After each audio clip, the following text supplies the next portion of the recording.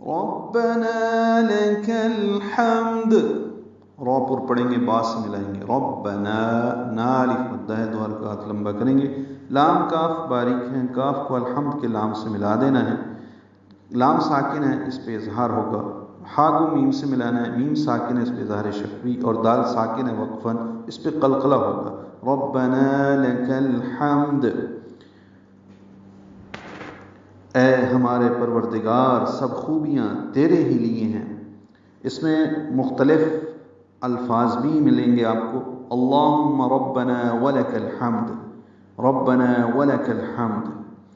اور اس کے ساتھ جو مزید الفاظ ہیں وہ ہیں حمدا کثیرا طیبا مبارکا فیہ، حمدا، یہ دام میں اخفا ہے، کثیرا یہ بھی اخفا ہے، طیبا تو پر پڑھیں گے، بم میں ادغام ہے، غنہ کریں گے، مبارکا با کو 2 حرکات لمبا کرنا ہے، را پر پڑھنا ہے، کام میں اخفا ہے، مبارکا فی، فی میں فا کو لمبا کر دیں گے اور ہا ساکن پہ ہمس ہوگا، تو حمدا کثیرا طیبا مبارکا فی۔ سبحان ربی الاعلی، سبحان، سین کو با سے ملانا ہے، با ساکن پہ قلقلہ ہے،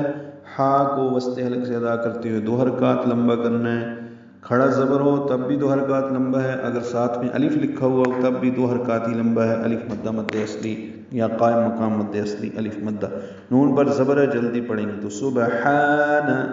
ربی، را کو پر پڑھنا ہے، با سے ملانا ہے، با کے نیچے زیر ہے، یہاں پہ با کو جلدی پڑھیں گے اور جو اس کی یا ہے اس پر زبر لگا کے الاعلی کے لام سے ملا دیں گے، تو ربی یل، لام ساکن ہے اس پہ اظہار ہوگا، حمزہ کو اقصی حلق سے ادا کریں گے، عین سے ملائیں گے، عین وسط حلق سے ادا کریں گے، ربی یل اعلی، عین پر اظہار ہے